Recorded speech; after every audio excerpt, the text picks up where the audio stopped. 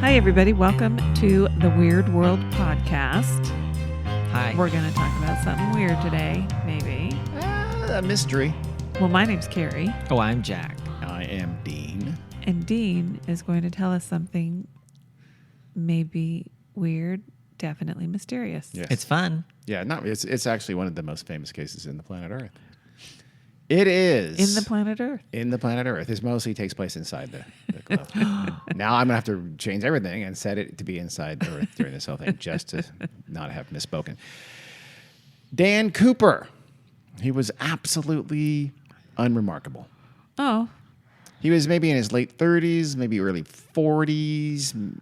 He was white, had brown hair, a little bit thinning at the top. He was dressed in a dark suit, white shirt, dark tie, typical little businessman. In fact, the tie was a clip-on tie. Do we have it would a turn out. time and place? We will. For the, okay. The only thing unusual about Dan Cooper was that he wore dark sunglasses inside of an airplane throughout his entire trip. Yeah, that's suspicious as hell. A little bit.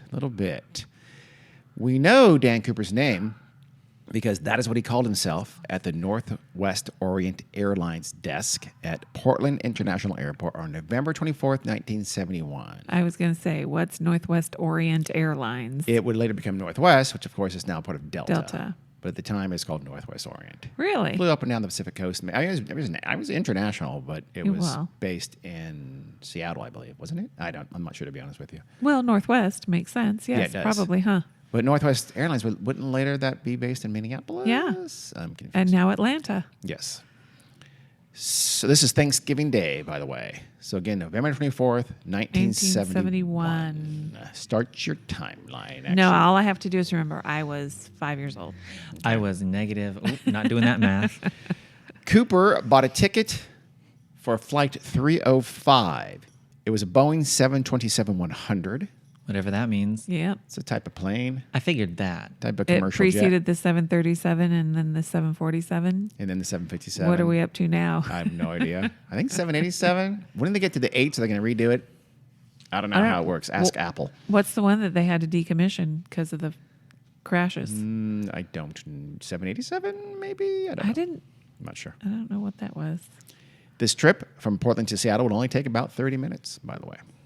Dan Cooper paid cash and walked right onto the tarmac just outside the terminal and then up the aft stairway onto the plane.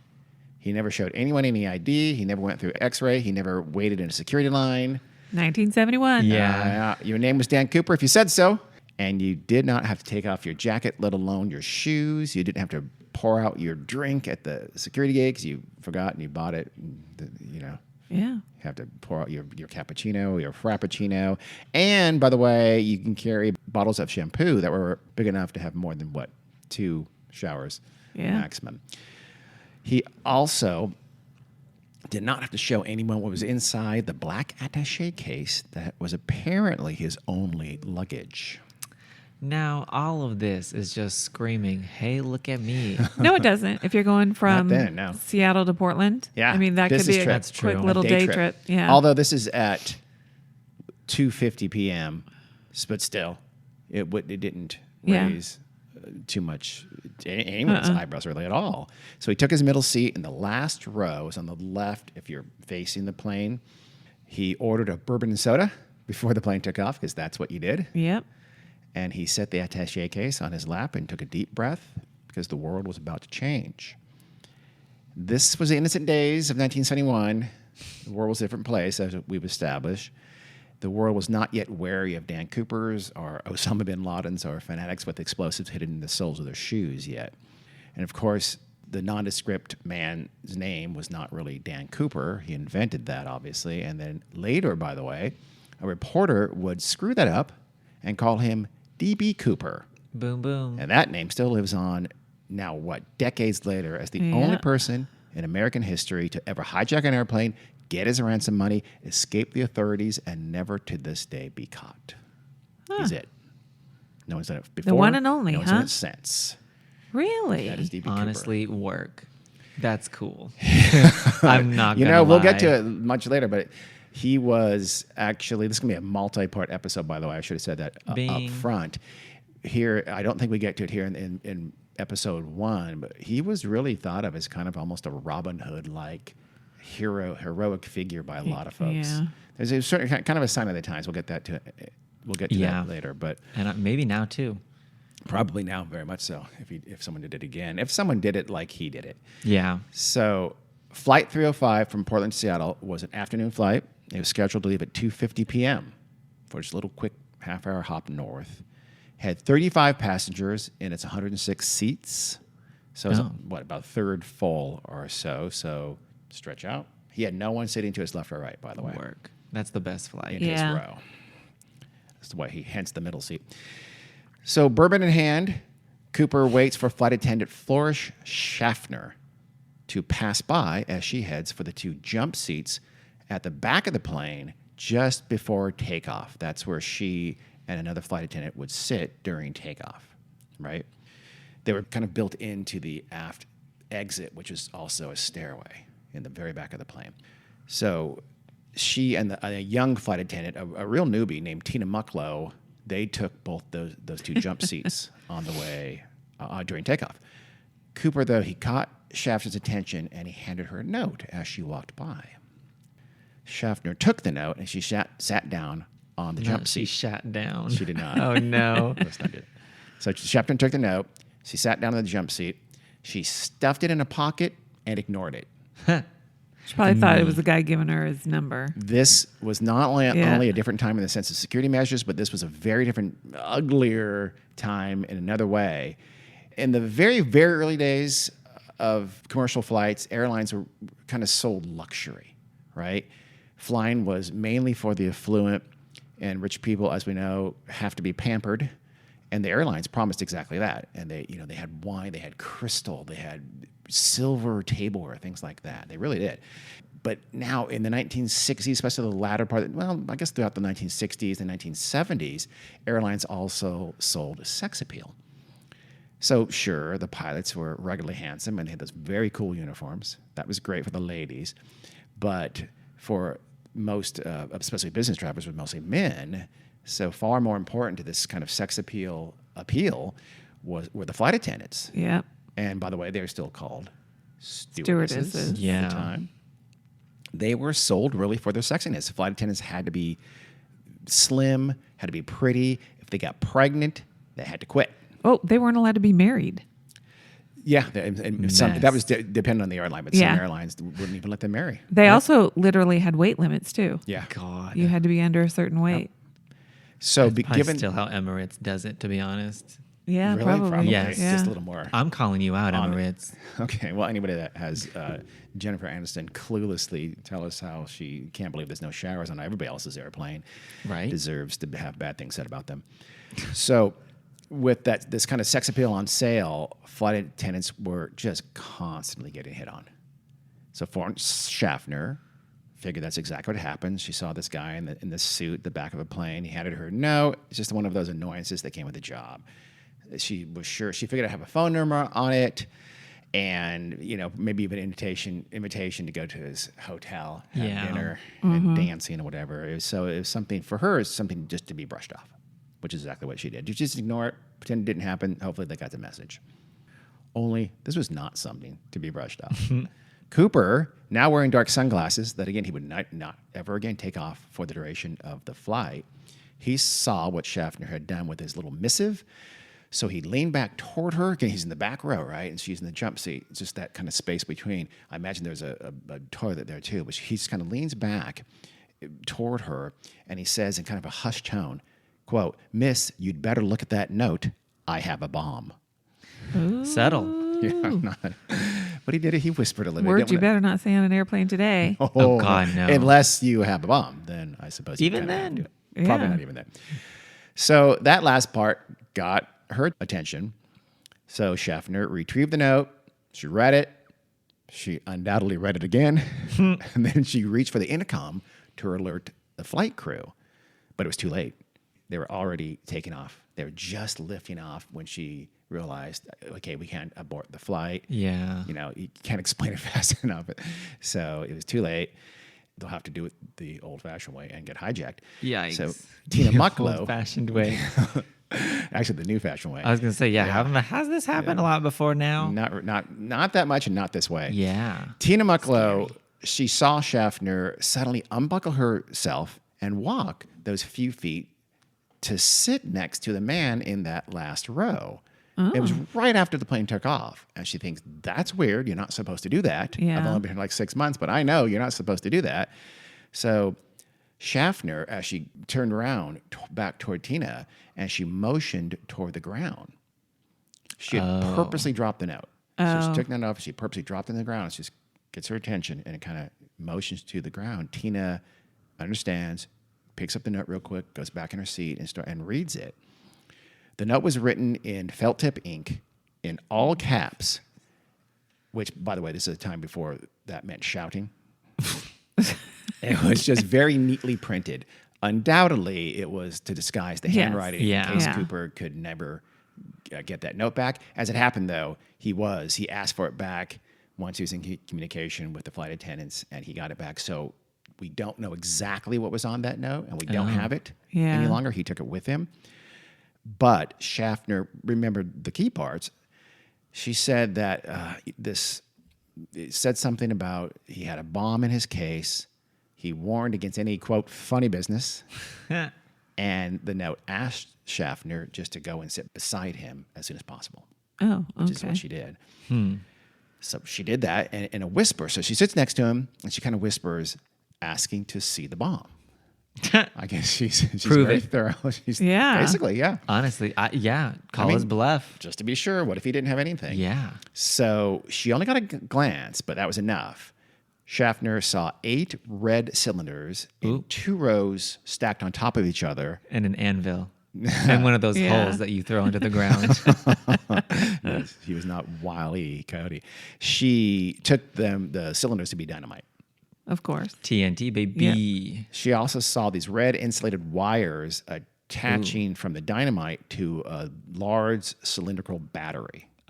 That's Classic. The power source. Yeah. Got the red one. And Cooper also held a triggering device, a little trigger in his hand. So Isn't it true that dynamite sticks aren't really red? I think it is, generally know. speaking. Yeah. Yeah. Or they're not always red. Depends the manufacturer. I guess. I think. Yeah. Probably. I've seen dynamite that was kind of a grayish color, but I think You've seen dynamite in real life? Dynamite. Where did I see that? It was kind of a gray papery color though, but I think a lot of dynamite is red too. So it's dynamite. Yeah. Where have you seen dynamite? Oh gosh. He building things. That was when I was a kid. When he was, in the child Ages ago. mining. When he was a child miner. Maybe a child miner, yeah. That was a child mine miner right at Knott's Berry in Farm. Long Dean. Beach, California. As a child miner. So Cooper snapped the case shut, and then he calmly made his demands. He wanted $200,000 in, quote, negotiable American currency, which just means cash. How much is that today? Yeah. That would be about $1.3 million today. So I feel like he was being pretty reasonable. Honestly, for a ransom. Yeah. He's not Dr. For 35 people plus the crew. Yeah. And an expensive plane. I mean, I would have gone higher, to be honest. At least well, 500. He wanted the money in $20 bills, and that would weigh 21 pounds. So $200,000 in $20 bills would weigh 21 pounds. So it kind of makes sense, though, because it was a doable amount in terms of the added weight for a skydiver. Yeah. But it was still sort of easily passed currency. $20 bills would get a lot less attention than, say, $100 bills. Yeah. When he's going to have to launder them somehow and pass them in some way eventually. Right. Stacks of $100 bills will get more attention than 20s. So it was actually pretty smart.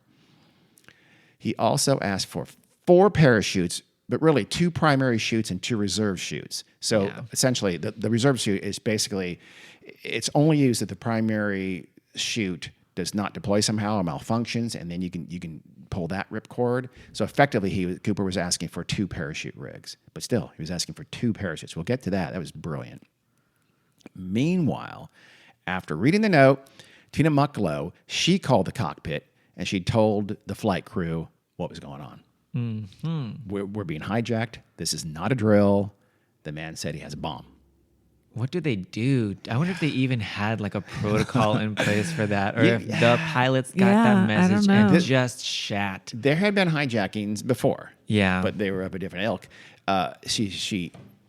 What ilk were they? They were more political. They were dissidents Oh.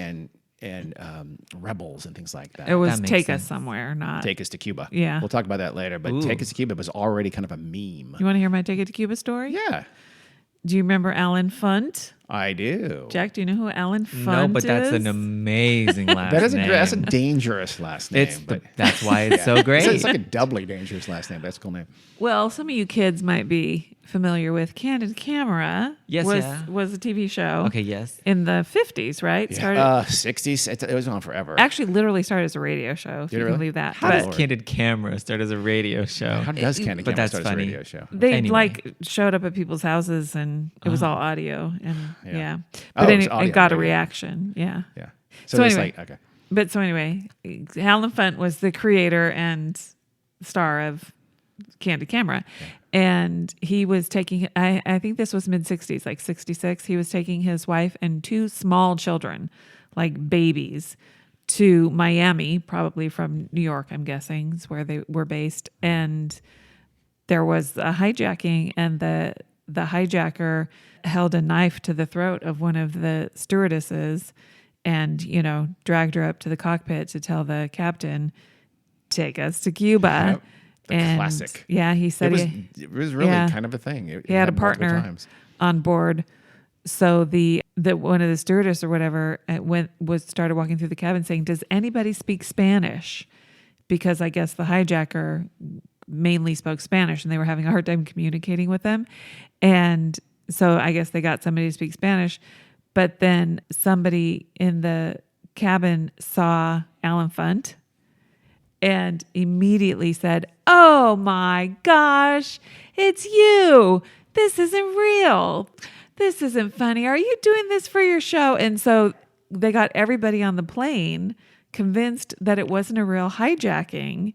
It was an And episode of Candid Camera. yep. And Alan Funt was trying to tell him, "No, it's not me. you no, imagine this is not for the show." Swear to God, I'm not doing a show. Do what he says. So he decided that he was going to Alan Funt. try to fix it. He was like hatching a plan to get at the hijackers or whatever. And his wife was having a fit. Like, "No, you don't. I've got two babies on this plane." And Chuck Barrow. yeah. Are you just doing a weird bit right now? No, She this is kind of really is. true. This is a weird bit. Yeah. No, I thought you said, I thought you said that you had a Take It to Cuba story of your own life. Story, Oh, not her own life. No. Yeah, no, she's What literally she's just doing aware a of. weird bit right now. Yeah, she is. I've never Within been a weird- hijacker. within an episode. But so that's the hijackers that said, "Take us to Take us Cuba." to Cuba, yeah. I don't remember. Oh, they went to Cuba. They literally did Yeah? go to, yeah.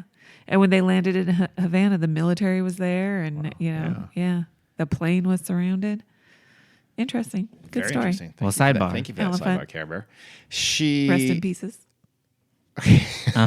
Next. So back to Tina Mucklow. She's telling the flight crew what's going on, and she also apparently alerted the senior flight attendant Alice Hancock was sitting up front. She was the senior. She got a real seat, and because a passenger would later say, "quote I saw one of the stewardesses answer a call, and her face dropped. She looked bewildered and gulped. I guess she learned what was happening then." So Mucklow went to Schaffner, who was, again, sitting next to Cooper, and Schaffner was just finishing writing out his demands to take them to the pilot. When Schaffner rose to do that and walked down the aisle, Mucklow took her place next to Cooper and sat down next to him. She asked him if he wanted her to stay with him, and Cooper said, "You should." Tina Mucklow, from that point forward, became really the primary liaison between D.B. Cooper and the outside world. She was sitting next to him the whole time and often conveying his wants and needs. Which is weird because he's right there. Tell me yourself, Dan. What do you mean? Why did he need her Yeah. to the pilots, basically? Yeah, exactly. Communicate the pilots and also Oh, go okay. back to the intercom. They had an intercom back by their jump seat. I You was should like, go to bitch. that and communicate sometimes. Yeah. Quote, this is from Tina Mucklow. "I was there for the hijacker to kind of keep him feeling safe, reassured, comfortable, and not detonating that bomb." Oh. She did a hell of a job. Yeah, he's not going to detonate the bomb because then he's going to kill himself. You have to be willing to do that if you're going to get the money, though, right? You never know. He could be a psychotic Lunatic, He could be, yeah. Yeah. So you never know. She did a really good job. It's a tough job, though, because Cooper showed her what was inside the briefcase like he had Florence Schaffner, and she said she almost got sick. Quote, I can remember looking at the seat pocket in front of me and seeing that barf bag. But instead of vomiting, she prayed. Oh, okay. Pray the barf away. Whatever you need to do, miss. When D.B. Cooper was told that the parachutes would be coming from McCord Air Force Base, which is not too far away, he said, I'm having none of that. I don't want military-style chutes. He wanted civilian-style parachutes. The critical difference, you might wonder? Yeah. In civilian chutes, the user pulls the ripcord at their discretion. In military chutes, they deploy after about 200 feet of descent automatically. Oh. That's going to be also proved to be very, very critical. Well, so this is a clue about who D.B. Cooper is. And what a little he bit, knows. yeah, what he knows, and also the search for him and the likelihood of him surviving.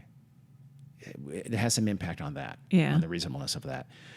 Authorities finally they scrambled and had to find the right kind of parachutes. They found him from a local skydiving school, but it was closed. So Seattle police had to track down the owner, get him on the phone, and get him to get down there and sell them a couple of civilian parachutes. Stat. What's this for? Don't worry about it. Yes, shut up. Sell us them now. Here's money, cash money, from the cops. The request, actually from the FBI. The request for a second parachute setup, I guess, it made some people a little nervous. Cooper, he didn't say, I see. we're going to land in Seattle. I'm going to demand the plane take off again, and then I'm going to jump somewhere before we get to our next destination. He never said that, but it was pretty darn obvious by the ask for the parachutes, right? So the FBI thought the second parachute could very well be because he's going to take a hostage and force him to jump with him. Which Tina Mucklow ought to be real nervous. She should be about very nervous. that. The flight crew actually was nervous. One of the co-pilots, there's a HBO special on around now called The Mystery of D.B. Cooper, and they quote, one of the pilots is saying, we got really nervous. We thought it was going to be one of us. Yeah. Meaning one of the pilots, co-pilot. Yeah. The genius of the second parachute now becomes clear when you think about what the authorities could have done to just one parachute had he only asked for one parachute. Yeah. They could have given Cooper a dummy chute, or if they thought, okay, maybe he knows his way around a parachute, they could have just sabotaged. They could have cut a couple of those cords and sabotage it in such a way that would be impossible for him to spread it out and check, yet would be very effective. So he might get his money, but he would only live to enjoy it for about the time it took him to hit the ground. It's the police. Are you surprised that they're willing to kill someone? There's no question that was his intent. That's why he wanted to? Yeah. The second shoot was almost certainly intended to do exactly what it did, indicate to the authorities that he would be taken hostage. Right. So the FBI could not know who would get the sabotage shoot. If they messed with just one, Cooper must have reasoned. And he also reasoned they would not risk killing a hostage. Yeah. He's playing 4D chess. Yes. That is pretty smart. He's very smart. Yeah. This plan, it seems, that had not been hatched on a whim. He had given this some serious thought for a while. Yeah. I wonder if... this might be like a little bit too lofty. I wonder if he did it alone. What do you mean? Oh, you know what? The plan. We'll get into that in the last part of this when we talk about suspects, because there's one suspect who literally did exactly that. He sort of gamed hijacking with a person that he knew, with a coworker in a sense. We'll get to that in a while, not in this episode for sure.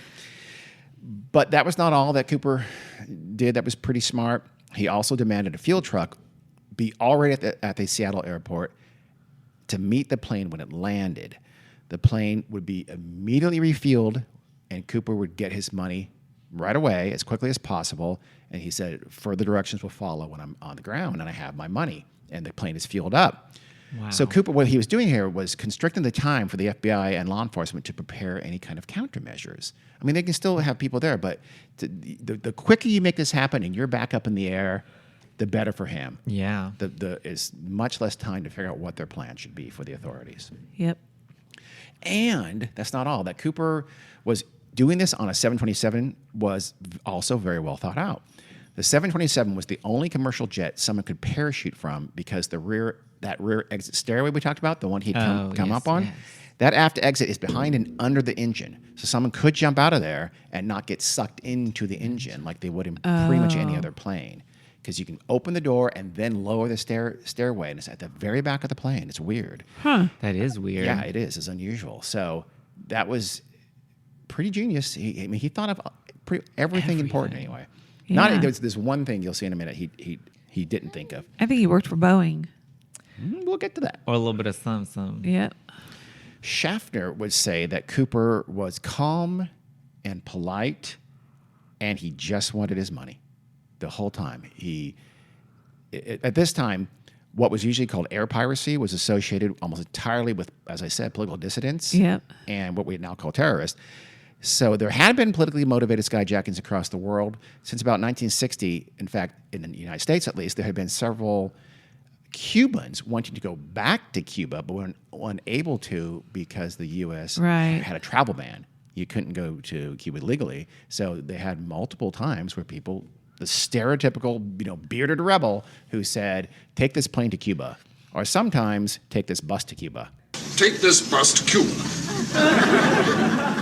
Weren't there other countries at the time where you could travel to Cuba from? There were. Couldn't they have gone to Venezuela and go to Cuba from there? They'd rather hijack a plane. I think it was also a political statement too, as well. There was another, one of the earliest skyjackings was something to do with the Brazilian Revolution. A rebel taking the plane and demanding to go to Brazil for something like that to be part of a revolution, something like that. So it wasn't associated with people just saying, "Hey, give me money, I will blow up this plane." Yeah. They called it air piracy, and that was not what people did with that act. This was nothing like that. Cooper was after one thing. He was after money. I don't think this is the first hijacking to have something to do with material gain, but it was just incredibly rare. And it was very bold. And it was really well thought out. This is kind of a new twist that might seem obvious now, but it was novel at the time. Yeah. So what are they doing down in Seattle where this plane is headed for? And quickly. Schaffner goes into the cockpit and she conveys the hijacker's demands to the flight crew. As I said, they immediately called Seattle. They called for help. The pilot was named William Scott. He was an experienced 51-year-old at the time. He radioed the air traffic control at SeaTac Airport in Tacoma, which is a little south of Seattle. That's the main airport for the metro area. Yeah. He told them what's happening. He asked them to alert the local law enforcement, but he also asked them to alert the FBI. He knew the FBI would be in on any kind of a hijacking. The president of Northwest Orient, Donald Nyrop, was also told, and he immediately authorized the payment of the ransom and set about getting the cash. He didn't. Wow. He didn't wait. Yep, give it to him. Yeah. Whatever he wants. The FBI, though, needed time. They wanted as much time as they can get. Again, Cooper's plan was to constrict time. The FBI wanted to work against that. So they had air traffic control tell Captain Scott to go into a circling pattern and await further instructions, which in hindsight, is a little bit dangerous. It is a little risky with those people. And it's not like he wouldn't know. Right? If he's this knowledgeable. Yeah. No, he realized what was happening. He's like, bitch, land. I'm going to blow y'all up. But there's also the passengers to worry about. Remember, it's a half-hour flight, and he's not sure. So Scott gets on the intercom, and he tells the passengers that, hey, we have a minor mechanical problem, which you never want to hear. But he said it's not a big deal. It's not dangerous, but we'll need to burn fuel before we land. Nothing to worry about, but we're going to be in a holding pattern for a bit. Now, I'm not sure exactly what D.B. Cooper thought of this. I don't think he believed that story. Yeah. He knew what was going on. He knew they would need some time to get his money, get the fuel truck shouldn't take much time, get the parachutes, get everything together and get there. He understood that. But this little bit of time turned into be almost 2 hours. Oh, wow. Okay, at that point, I'm surprised he didn't do He anything. did get very antsy at some point, yes. So while the FBI and the Seattle Police Department are scrambling to get money, parachutes, fuel, and get their people in place, Captain Scott holds the plane spinning around in a circle over Puget Sound with a bomb on board, as you know. It starts to rain. Lightning flashes around the airplane. Also, how much fuel? They have. I know they're in the air for like over 2.5 hours. Yeah, they have enough fuel. It's not a fuel reason that they finally land. I figured that, but I guess that's true. Yeah, they always planes a lot carry longer. a lot. Probably nowadays they carry less fuel than they did. Yeah. Also, it was the last. I can't remember. It was that plane had started out like in Minneapolis that morning and gone to from A to B to C or something like that. So it had probably been refueled. I don't know. And I think it had another flight even after this. So But still, that's a long time. yeah, it is. The pilots, by the way, try to keep that holding pattern over the ocean, over Puget Sound, as much as possible, just in case the bomb went off. They wanted the debris to hit water, not people. Well, that was considerate That of was them. very nice. Yes, you're right. Terrifying, but considerate. Yeah. Horrific. So, flight attendant Tina Mucklow, she sat with Cooper throughout this entire agonizing 2 hours in the air, waiting for the word to come that they could descend. She even lit his cigarettes. Because it was 1971 and you could ludicrously smoke in a freaking airplane. Yeah. Oh my God. But also because he had his finger on that jerking device and he said, I don't want to put that down. Yeah. Now, I don't think it wasn't like a thing where it was if you took it off, it exploded. It wasn't that kind of a thing, but he just didn't want to chance it. So he said, light my cigarette. And she was happy to.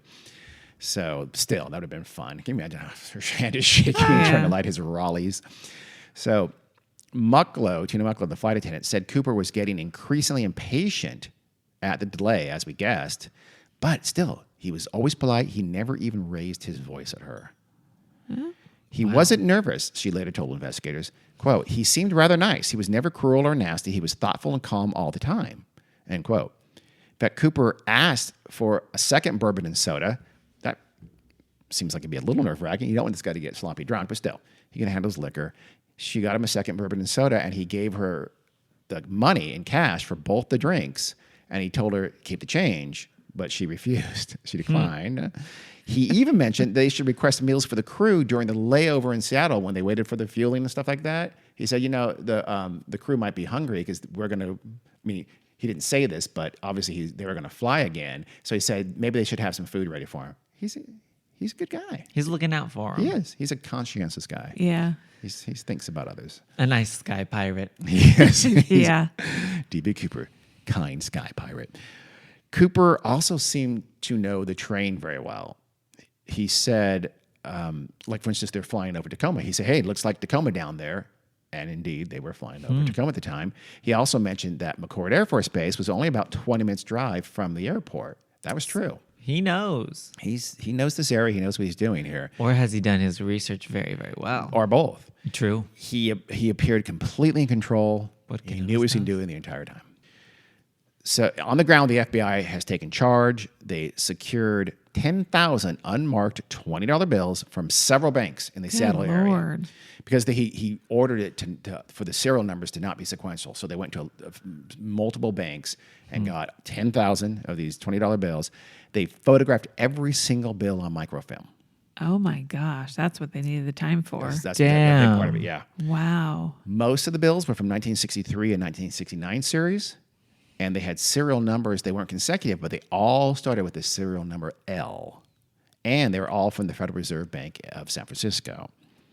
So again, Cooper, he said, don't give me sequential bills, implying he had checked, but the L code and the microfilm record would later prove to come in handy. Yeah. Yeah. That's pretty smart. Yeah. Wow. And quick work too. Yeah. Finally, in 1971, I mean, they could do that on Get Smart, but I didn't know they could do that in real life. That's what I'm saying. Finally, at 5:24 in the evening, word is sent up to the plane and then relayed to Cooper that he would get everything he demanded. And they also, by the way, they're going to land soon. So it's 15 minutes later. The plane landed at SeaTac. Cooper then ordered Scott, the pilot, to taxi the plane over to an isolated part of the airport. And this part of the airport was brightly lit. So it appears he also, I'm imagining he didn't just see that part and say, hey, go over there. He knew what part of the airport would be lit. Yeah. Because dusk had come around 5 p.m. that night. So the light was fading, right? And he made the crew close all of the window shades and then dim the inside lights, apparently to avoid being sniped. Oh. So go way out there Yeah. and dim everything, close everything, all the shades, and I won't get shot in the head because Yeah. you're going to have a sniper, which I don't know. I didn't read it, but I assume they probably Yeah. did. Probably. Yeah. Ali worked for Northwest Orient in Seattle. He was like the manager of their Seattle operations. For some reason, he wore a uniform. I don't know why. So he changed out of his airline uniform into civilian clothes because he didn't want to be mistaken for a policeman, because he's the guy who walked the money and stuff up to the plane from the ground. They drove it out there, and he walked it right to the rear of the plane where Tina Mucklow, they lowered the stairs, and Tina Mucklow came down, grabbed the bag of money, grabbed the various parachutes, and she took several trips going up and down those aft stairways to ferry all of the stuff into the plane. Ali, after handing the stuff, he took off. He left. The money, by the way, here's where I think there was one lack of foresight. The money was put in a big canvas knapsack. It's kind of like a duffel bag, but it has no handles, and it was open at the top with no zippers. Oh, I know what you're talking about. Yeah. So given his plan, which we know was the parachute, you would think he would have been more specific about what to put the money in, and that when he was shown this open at the top knapsack, he would have said, nah, That's not good enough. go get something much more secure. Also, while they're handing the stuff to Tina, they could have just handed her a gun. Yeah, no, you're never going to do that. Do you hey, really? 21-year-old flight attendant, take this gun, go and put a bullet in that guy's head. You will be a hero. Hopefully, You have one shot. Hopefully, if you miss, he blows everybody up. Carrie, that's a great plan, by the way. You're not a cop, are you? She could have slipped it to Thank God. somebody and they take it to the cockpit. Bitch, who else Carrie, on there Bruce who is Willis qualified? was not on that plane, as far as I'm aware. Liam Neeson is not on this flight, my friend. If some Liam Neesons and some Bruce Willis aren't on that plane, I don't see what you do. They did what they should have done. Keanu Reeves ain't there. You know what they could have done? What? When they opened the stairs, somebody. Oh yeah, he has a bomb. I forgot about that. Okay. I was going to say an Thank actual. God you're not in the FBI. An actual SWAT team guy could have come up and just shot him right in the head. Yeah, and get blown up. Yeah. Go, boom. Yeah. None of that would work. Terrible idea. The sniper thing, maybe. Everything else. But he thought of that and Yeah. prevented it. He did. So we're gonna nix the Carrie action adventure movie plot here. Yeah, and don't put it in the hands of the 21-year-old flight attendant. No. But anyway, he didn't ask for a different. He accepted it, and he didn't think of put it in this lightweight 9-line zippered bag that has like handles. I asked for a backpack or something. Yeah. Like that. Well, no, I guess you can do a front pack. Either right? one. On your back is your parachute. Yeah. But still, something that was more securable. But he didn't Backpack on ask your for it. front. He made do. I'm not sure a front pack is a thing. Fanny pack. Just a put the giant backpack on the fanny pack front. is what he could have used. Yeah. So he checks on the cash. He checks the parachutes, at least briefly anyway, and he's satisfied. It is only now, by the way, at this point, that some of the passengers near the back of the airplane around where Cooper is catch a glimpse of this transaction. They kind of look back and they see this bag of money being handed to this nondescript guy in dark sunglasses in the back of the plane. And a couple people think, well, kind of what the hell's going on here? Because they had absolutely no idea that they were being hijacked. Yeah. They never did. No passenger did. But they have little time to think. So the captain comes on the intercom and he tells every passenger, says, you can get off the plane now. Deplane. Skedaddle. A big yellow school bus has arrived out to that isolated part of the tarmac and is going to ferry them to the terminal. So the passengers, all 35, start immediately filing out. They board the bus, and then they start to talk. And it's only then one passenger on that Mystery of D.B. Cooper documentary, they talked to one of the passengers, and he says, this guy leaned over to me on the bus and said, you know what? I think we were just hijacked. And he says, yeah, you know what? I think we were. Yeah. I love how they didn't know. It's I only know. on this trip back as the word gets out. So the few people back there by the plane who saw the money and saw the Yeah. transaction and realized what was happening tell some other people, and that filters through the bus. Only Yeah. then did the passengers generally understand they were hijacked. They had no idea. That was good. They did a good job of keeping it quiet. 'Cause Yeah. Could you imagine the panic? Yeah. Some people would lose it. That's very true. But I would not. I would probably, manufacture a quick gun, go back there and I'm sorry, that's you, Carrie. Carrie would actually do something. She got a straw. She'd file it down. She'd MacGyver his ass. That's what she'd Yeah. do. I would, you'd be a hero, Carrie. They have utensils. They probably have Absolutely. very sharp spork. knives A spork, and Carrie. stuff. You could spork his throat before he knew what hit him. Yep. I mean, that airplane food, it's so bad. Oh It my could goodness. kill him. How did it not? Bad bourbon. So back on board the 727, Cooper has retained the 3 men in the cockpit and flight attendant Tina Mucklow. He allowed all the passengers to leave and senior flight attendant Alice Hancock and Florence Schaffner. Everybody's allowed to leave except pilot, co-pilot, engineer, and Tina Mucklow, the 21-year-old flight attendant. He's taking a shiny. They had rapport. So as the ground crew get ready to pump jet fuel into the plane, Cooper speaks to the flight crew. He speaks to pilot William Scott, co-pilot William Radizak, and the flight engineer is named Harold Anderson. He tells them that when they take off again from Seattle, they're to follow a kind of southeasterly course, southeast. He wants to go eventually to Mexico City. He wants the plane to go as slowly as humanly possible. He tells them about 100 knots, which is about 150 miles per hour. So he tells them how fast the plane is supposed to go. And he knows that it can stay in the air at that speed. Any slower, the plane would stall out.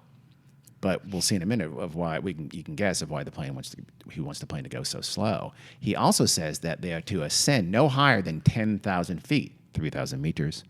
Again, for fairly obvious reasons. What? For international listeners. No, I know, but why did you say it like a robot? Yeah. 3,000 meters. meters. So I do it. So they know. The landing gear, he said, must remain down the entire time. What? And he said keep the wing flaps to be lowered no more than 15 degrees. No idea what that does, but that was his orders. He says keep the cabin unpressurized. This last demand means, now that's brilliant, because it means that he originally wants them to take off with the exit door open. You'll see in a minute what that didn't happen, but even then, opening the exit door would not just suck everything out because it's unpressurized. It's the same pressure as the outside, and 10,000 feet is easily breathable too. Right. So there wouldn't be that that sucking phenomenon. Yeah, as a plane quickly depressurizes because it was not pressurized. So none of the crew challenged any of Cooper's demands. They did, however, tell him that their airplane could not travel any further than about 1,000 miles, maybe a little more, 1,600 kilometers. So given and that was because of his demands, it really limited the radius, because the slow speed, the position of the flaps, and the landing gear being down meant they could go maybe 1,000 miles. So that makes sense. He said we have to refuel before we get to Mexico City. In fact, I would think they have to refuel a couple of times before they get to Mexico. Cooper very rationally discusses the possibilities with the crew of how they should do that, and they together decide, okay, we'll make a pit stop in Reno, Nevada. Wow. And they'll refuel there. The route was also apparently open to negotiation. The exact route was he negotiated with Captain Scott. Captain Scott and Cooper finally agreed on a route called Vector 23. Ooh, that's fun. It's a straight line. Well, it's a route. Is? It's a route that worked south down from Seattle, but it did it a little bit inland and to the east of the coastal range, so it wouldn't be as mountainous below. I see what you mean. A little bit flatter ground. Also, importantly, at 10,000 feet on this route, there wouldn't be any high peaks that could, kill them. Yeah. So still pretty, fairly rugged territory. Much of it was very wooded and hilly. But again, it wasn't as rugged as if they had flown over the coastal range, or if they had flown even more inland. So Cooper has one last demand, and again, it shows how weirdly reasonable he could be. He wants the plane to take off with the rear exit door open and the stairs extended down, right? Earlier, he had Tina Mucklow read him the instruction card that detailed the operation of that rear exit stair door. She said she didn't think the door could be opened with stairs lowered during flight. Cooper said, no, they can. I know they can. Ooh. So again, it seems Cooper had done his homework. Yeah. He had intimate knowledge of a 727 and how it worked. Yeah. And, you can't Google that stuff in 1971. No, you cannot. And was he right? Were they able to fly the plane with all that stuff down? Oh, we'll see. Oh. Well, because at this point, Northwest Orient, they finally the officials there finally kind of show a little bit of spine, and they say, no, we're not going to authorize you taking off with the stairs down. And the exit door open and the stairs down. They said, no, that's too dangerous. Cooper said, I don't think it is. I think we can do it just fine. But you know what? Fine. Let the babies have their bottle. I'll just open the exit door when we're in flight. Did he say that? Let the babies have Probably. their bottle? I'm assuming he did. He also, when they're waiting, this FAA official, who I guess was going to play the negotiating hero, thought he was some kind of Samuel L. Jackson, perhaps. He got on the plane and demanded to talk face to face to D.B. Cooper, and I think he thought he was going to convince him to knock it off. It's, just you're breaking the law. I don't know what his plan was. I don't know. You're being a real inconvenience for all of us. Cooper just said, "Nope, let's get this show on the road," and he refused to talk to him. Yeah. Told him to get off the plane. Smart. Cooper also seems to have known about how long it would take to refuel the 727 once the fuel truck got there and started transferring the fuel. He knew that should take about 15 minutes. But when this dragged on for much longer than that, he started getting antsy and he started getting angry and he wanted to know why. So Captain Scott radioed the control tower and said, quote, "I hope that truck," meaning the gas truck, "is full. He's getting awfully antsy. He wants the stewardess sitting back there with him on the takeoff." It seems what happened is the air traffic control explained to Captain Scott that there had been a vapor lock and the fuel flow had stopped, not intentionally. Oh. It had actually really happened. So they had to rush another fuel truck out from somewhere else in the airport and then finally top off the tanks. Yeah. So But, that stuff happens. it's going to happen. Yep. And hey, DB got a little pissy, but Yeah. he handled it well. So it was not until about 7:40 p.m., or maybe a little bit later, depends on the source, that the 727 finally lifted off from SeaTac. It climbs to 10,000 feet, and again, heading this kind of south-southeast direction over the state of Washington. It's pitch black by now. It's raining lightly. And the plane heads into a very lonely stretch. It's forested and hilly. It's some parts mountainous terrain there immediately south of where they are. Unknown to Cooper, McChord Air Force Base has scrambles 2 F-106 fighter planes to trail the 727 at what they hope is an unnoticed distance. I mean, I don't know how you're just looking out the window and just seeing planes trail you anyway, but One was Correct. above the plane and one was below. So these fighter jets. Yeah. Fighter jets trail the plane. No, I think they were behind. They were just trying to keep an yes. eye on it. This tactic, though, was pointless. The fighter jets cannot go slow enough to consistently maintain contact with the 727.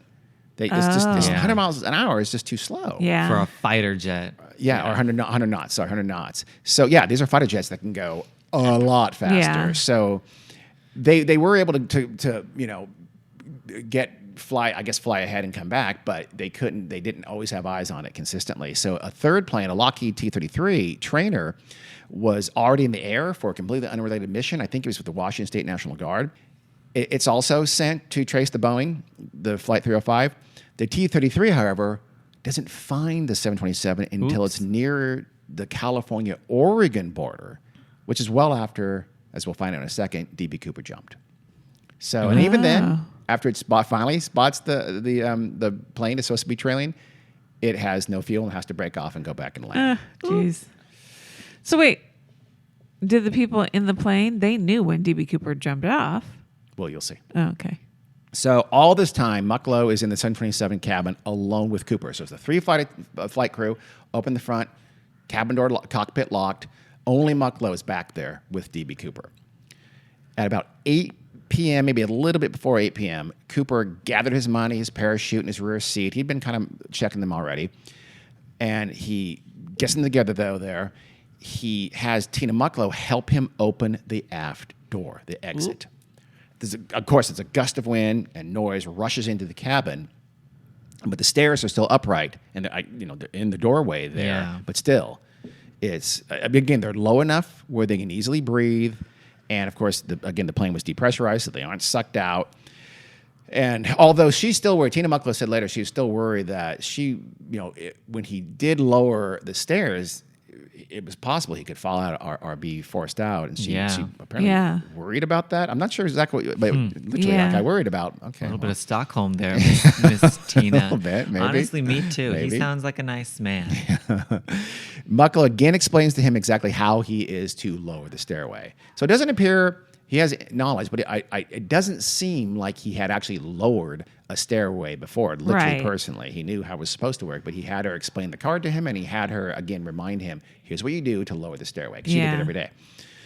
So finally, Cooper tells Mucklow to go up with the crew, the flight crew, and he locks her in there. He closes the door behind her, and he tells them, you do not leave that cockpit until you touch down in Reno. Oh. So that are, boom, boom.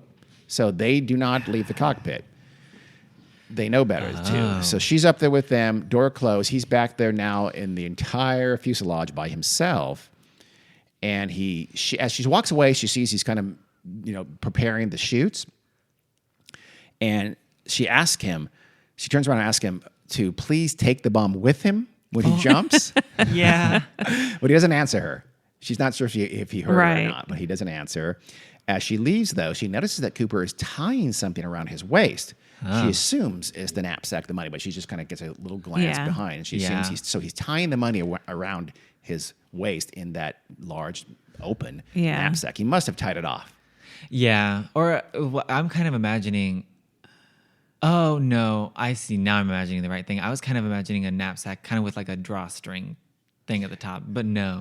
Probably now, not. It's just open at the top. Yes. Now I think I'm imagining the correct thing. It's deeper than it is wide. It's not like a square. Yeah. It's like, think of like a duffel bag, but it's got an open top. Yeah. I feel like no I've handles. seen these things in like They're bank movies bags. and TV. Essentially, it's a bank bag, money bag. So the Yeah, bank, I don't okay, think the there bank it is. did it. I don't know. I never read anything that the FBI did it intentionally to screw with him. It's just they put the money in what they'd normally put a bunch of money in. So Mucklow did. She joins the crew up in the cockpit with the door closed, and they sit in nervous silence as the plane cuts through the night. A warning light flashes on the pilot's panel just after 8 p.m. This tells them the exit door, the air stairs, had been opened. They were put down at this point. So now it's wide open. Again, the wind would be gusting, but it's depressurized, so he's not sucked out. Yeah. But it's still howling noise and wind. Despite that, Cooper gets on the intercom, and he tells the crew he's having trouble getting the stairs to go all the way down. Ooh. So Captain Scott, the pilot, says, let me slow down a little bit more and then try it. Yeah. He does that. Co-pilot Radizak asks Cooper on the intercom if he should come back there and help him. Oh. Cooper says, nope, stay up there. Yeah. So apparently he got the stairs down. This is the last word that ever to come from the person we know as D.B. Cooper for, as far as we know, forever. We've probably heard him talk, or a lot of people have, or maybe not. We'll see. So at about 8:22 p.m.